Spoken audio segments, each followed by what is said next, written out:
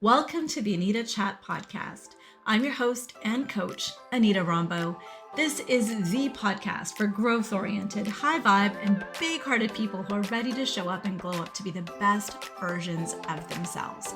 If you are ready to embrace your most authentic, aligned, and abundant life, one that feels great on the inside and out, then you, my friend, are in good company. Grab your favorite bevy, settle in. We've got lots to chat about. Hello, and welcome to another episode of Anita Chat. Thank you so much for tuning in today. I am so excited to be here with all of you, and I'm even more excited to welcome a guest onto the chat today. My fellow co-author, Nicole Campagna, is joining us on the chat. Now, friends, I am so excited to introduce you to Nicole because, of course, she's a wonderful, delightful human being, but we also co-authored our best-selling book, The Lighthouse Project, together. And the topics that she writes about is a topic that we can really relate to.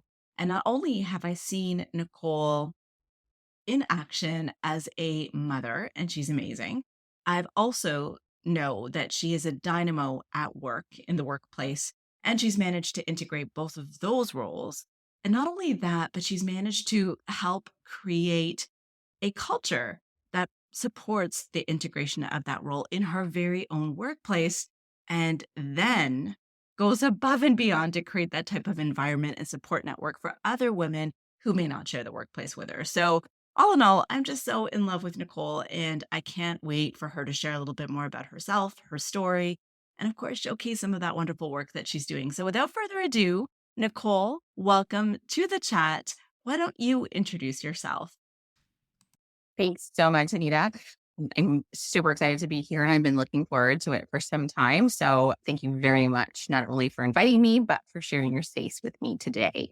So as you mentioned, my name is Nicole Campagna. I am a sort of HR professional. So I'm a senior leader in the HR world. I'm super passionate about everything workplace related and creating healthy workplace environments for individuals and employees. I am also a mom of 3 boys. So they range in age from 14, 10, and 7. So very busy household. I am the co-founder of a women's networking group called How Women. We are focused very much on creating events for women to get together for networking opportunities and professional development opportunities. And now I can add to my list that I am a published co-author. And a best-selling co-author. That's Right? published co-author. How does that feel to be a best-selling author? I know how it feels for me. How do you feel about it? It still feels a bit surreal. Like I haven't gotten over the line of author. Like I still say participated in a co-op. Like I think I'm still working on that. The more it's out there, I feel a bit more confident, and the more I get feedback, I feel a bit more confident. So it's to answer your first question, definitely still surreal and doesn't feel like I should be there and I should be using that. So yeah. I can totally relate. It feels surreal to me as well. And I almost forget that it happened. I don't know about you. Do you ever forget that it happened? Like life just goes Totally. on. It's your day to day. You kind of forget that you did this thing, and it's kind of a huge deal. But anyways, it's very humbling when we do remember. It's so true. Like the hype was up and had just been sort of launched, and there was all this feedback coming in. There was posts on social media. It was great. And then over the holidays, and then I saw it on my sort of nightstand. I'm like, whoa, that's me. Like I had almost forgotten that it had even happened. Yeah. How do you feel? Are you getting pictures from people reading your book? I had one posted on Facebook the other day, and again, completely unexpected. It's not like I'm asking people to do this, but they're reflecting on the books and the stories, and you kind of forget again that, oh yeah, that's right, that's my book. So it's a really cool experience. Yeah. And because, again, in this virtual hybrid world, the initial launch and all the feedback was digital. So it was coming in either through posts or through text messages, or I would see Instagram stories that I was tagged in. But then through the holidays, I actually saw the people in person. And so I got to relive that excited moment. And I remember walking into sort of one holiday function, and a friend of mine had given it to her daughters as a Christmas present. And her 14-year-old daughter just like ran in and gave me a hug and said, I loved it so much. So it was really nice over the holiday period to get the actual in-person feedback. Amazing. That's amazing. So let's dive a little bit deeper into your chapter. For those of you who have not yet picked up your copy of The Lighthouse Project, I can tell you that it was a chapter that really resonated with me so much because, and I imagine it would resonate with a lot of the listeners on our chat here because it involved motherhood and the workplace and how to integrate the two and balance. And I was just wondering if you might be willing to do a reading from your chapter for us. Or I will. Yeah. Hey. Okay. That's the paragraph and the one that I love so much that I've been doing every so often. So I'll start. I relived its moment over quite a bit, reflecting on its implications on my story and how it changed my entire mindset on who I was supposed to be in both these worlds. Reflecting back, I should have been proud that someone described me and my skills as a mother. It is a role and position that I'm incredibly proud of, and it is a role that I've experienced so much growth in and reward throughout the past 14 years. It is a role that I am immersed in 24/7. So why would I assume that I would think differently between the hours of 9 and 5 p.m. every day? When it came time to tap into an area of myself or one of my greatest strengths, doesn't it make most sense that I connected to a collection of skills that I felt most comfortable in? My parenting skills, where I was idolized, respected, and appreciated, a role where my team, my 3 sons, imposed no judgment of my skills. But when I heard those words, my initial feeling was shame. So good. So good. What a nice little teaser for anyone who's I know. For everyone who was like, where was that moment? And it's funny because a lot of actually very, very close friends who I speak to on a very regular basis read the chapter and had no idea that that moment had actually happened. So I don't think I realized the impact of it in that moment. But then as you continue through time, you're like, wait a minute. I received similar feedback with respect to my chapter. A lot of people really close to me were like, I had no idea you went through all of this or this happened to you. So we certainly share a different vulnerable side of us through our words in that book. And it's a really beautiful, beautiful thing to have. So on that note, your chapter is called Uniting the Two Worlds. Is that right? And so we're obviously talking about work and motherhood. And, you felt so strongly about it that you dedicated a whole chapter to it. Can you tell us a little bit more about how you make work and motherhood work for you or share any tips with us about how we may approach that? For sure. And I think about this quite a bit more so now just because I had the time to be more thoughtful and conscious as the kids have kind of gotten a little bit older. No doubt the first thing is like help and support. There's absolutely no way that I could do it without any aspect of help and support. And that's not just physical help and support, whether it's, my parents, neighbors, caregivers, but just, not every meal has to be like homemade 5 days a week. So help and support and getting to a place that you recognize that you cannot do it all. So it took some time to get there for sure, because when you're in your early stages of being a mom, you kind of just assume that society is expecting you to do it all and do it all well and naturally. The other thing too that I again didn't realize as I was moving further down both into working and the motherhood years is you have to love what you do. Like it has to be worth it. And that can be easier said than done based upon family situations, financial situations, and so forth. But at the end of the day, if that moment of waking up and going there and enjoying those 8 or 9 hours, whatever it is that you're out of the house, then when you get back home, it's really going to impact you. So I got to a place where it had to be worth it to do what I needed to do to go to work and to have a career. And I think lastly, how I made it work, it's kind of what's in the book a little bit that I didn't have a choice. So that's all the conscious stuff. The subconscious stuff is I had to change who I was, because this whole closing everything off at 5 o'clock and being a different person, it wasn't working. I was exhausted. I wasn't liking who I was showing up when I was going to work. Then I wasn't liking who I was showing up when I was at home. And the pandemic kind of helped with that. But I had to get to a place where I had to be the same Nicole in both worlds, because the more and more I was a different person, I just didn't know who I was in both situations. So was I supposed to be the mom that made every meal home cooked? Was I supposed to be the HR director, HR manager that dressed in like a three-piece suit every day. Like I didn't know because I was trying to assimilate into somebody else's expectations of me.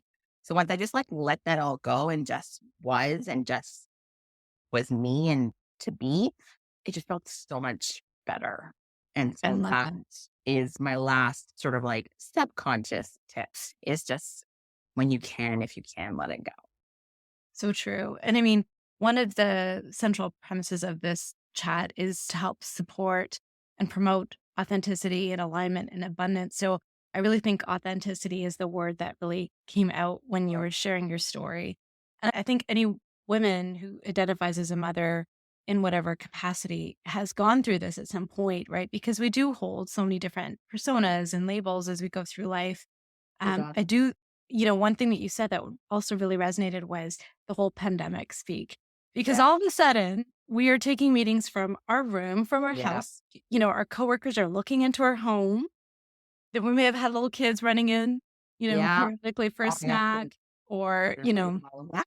and so, people saw into our lives, like our daily lives, and it was a lot Yeah. more difficult to separate the work you from the mom you or the home you. And so Yeah. it was kind of a nice way to just, I don't know, help everyone broaden their perspective of you and your life and how you make all For those parts sure. work.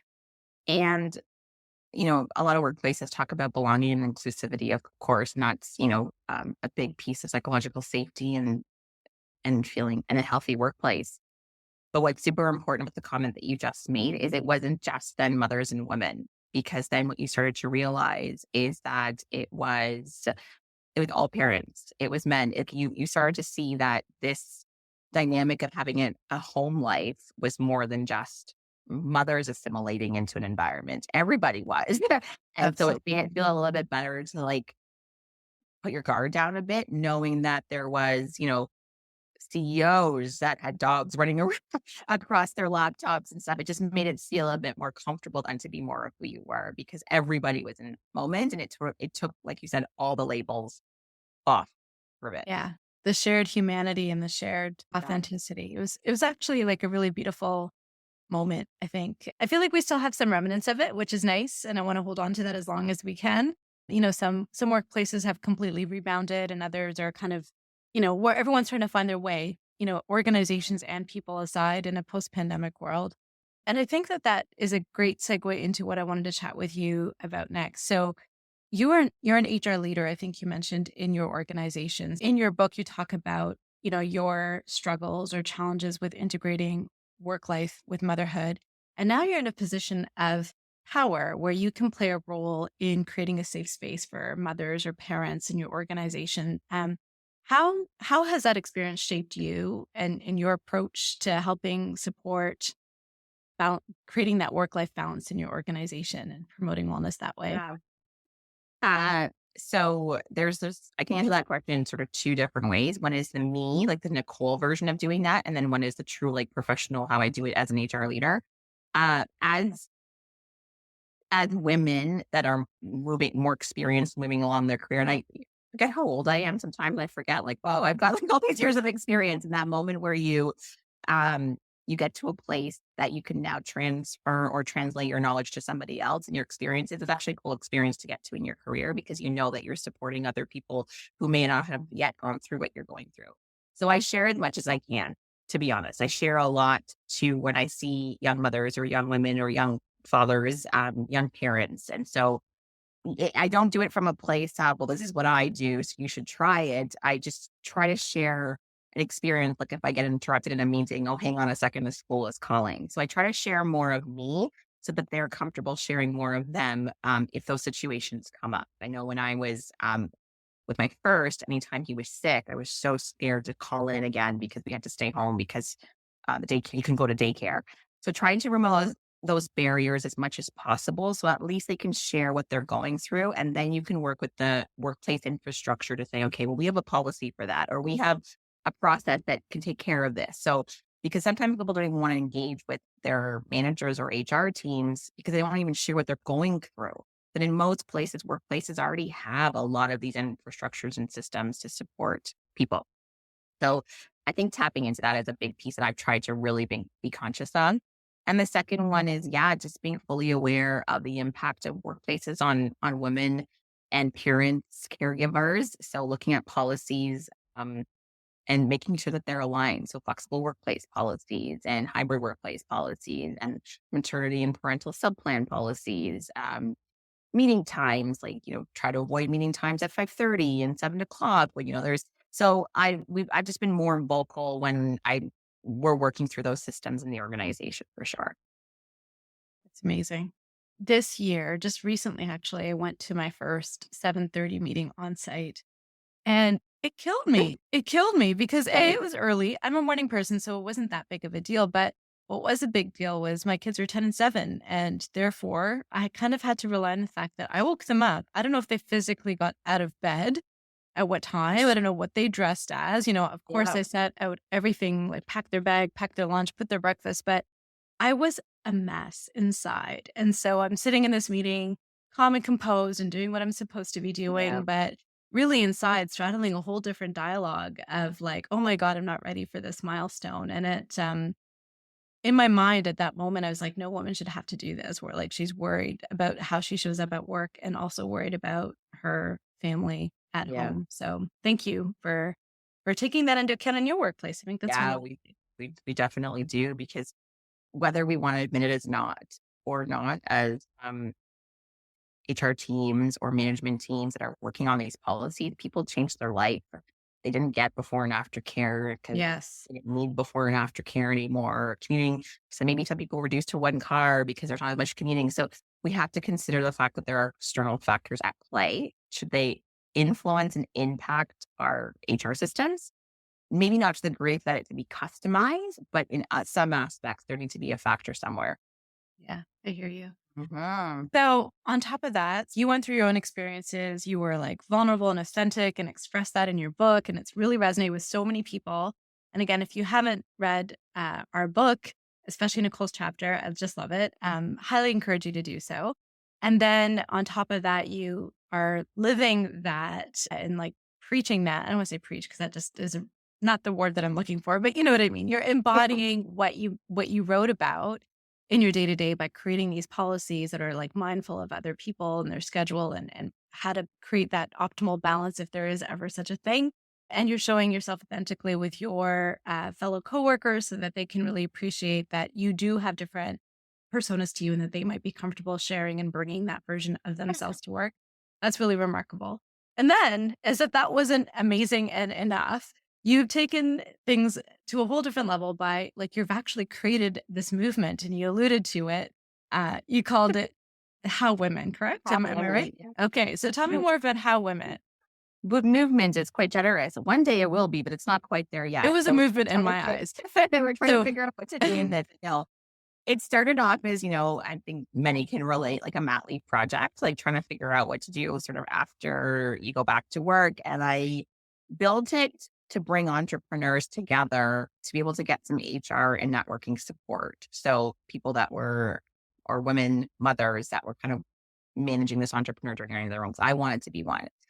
And because many of these individuals don't have infrastructure of HR teams, they don't have the structure of training or anything else that's going on. So I was like, well, maybe I can bring this value. And it's evolved over time. I met some amazing women out of it. So very dear friends now. It's really also very cool to see other relationships and business connections that have happened outside of it. So we'll see things where, oh, I am now connected with this person and that's because of your event 2 years ago. So that's just an amazing feeling to know that that's happening. Um, it's continuing to evolve, because then when I kind of realized after my own self-discovery that I don't need to be an entrepreneur to still live the values and the life that I want, it's now shifting a little bit more to just support any woman in any journey, professional development, because we're all in different journeys right now. So I guess the takeaway is it's still evolving. We're trying to figure out who we are, what we want to be when we grow up, but stay tuned because there's definitely more things coming from how. And I have to say, you're being very humble. It is a movement. So, full disclosure, one of our book launch events, Nicole generously hosted a book launch event, and myself and a few other fellow co-authors participated in it. And not only do you have impeccable taste? It was just beautifully organized, and the venue was perfect, but it was full. and it was full of people from your community. And I met some really amazing humans. And I don't know, I think you're doing really great things and you should be really Oh, proud of yourself. thank you. Yeah, it's a beautiful community to be a part of. So pretty lucky. So, on that note, if people are interested in connecting with you and being a part of your world or being more involved in how might they be able to go about doing that? Yeah. So you can find us on Instagram. There is a Facebook community as well, but find us on Instagram or you can send a message there. And stay tuned for further details coming soon. So the handle is at women underscore. Be sure It's to include also, that in the episode description as well. We'll yeah. include all that And information. if you have the book, it's in my handle in the bio. So it's also Okay. there. Well, let's do a shameless plug for our book. Let's do it. You have to read more of Nicole's chapter. I mean, wasn't that Right. reading just a good cliffhanger and other amazing stories of self-discovery and transformation? You can learn and get your hands on our best-selling book, The Lighthouse Project. You can do it through www.anitarambo.com or Amazon. And again, all that information will be in the podcast episode description. So, Nicole, I don't want to be done this chat. I know it went so fun. Can we just do this like regular? I'd be so happy Thank you to. so much for inviting me and, like I said, sharing the space with me. It's always exciting to talk about work, HR, and like the connection for the world and stuff, because I know that there's so many people that are sort of juggling and managing that, and there is no secret sauce, but there are maybe some secret ingredients that can help. Absolutely. In my coaching work too, I coach a lot of big-hearted, impactful women that have big dreams, and they often also have multiple obligations outside of that vision, whether it be an entrepreneurship or a 9 to 5. And so, yeah, striking that optimal balance depending on the season of life that you're in is a big thing. Good for you, and thank you for doing that. That alone is a movement and helping other women do that. So I thank you. Aw, you're amazing. Thanks so much, Nicole, and we'll talk to you soon. Bye for now.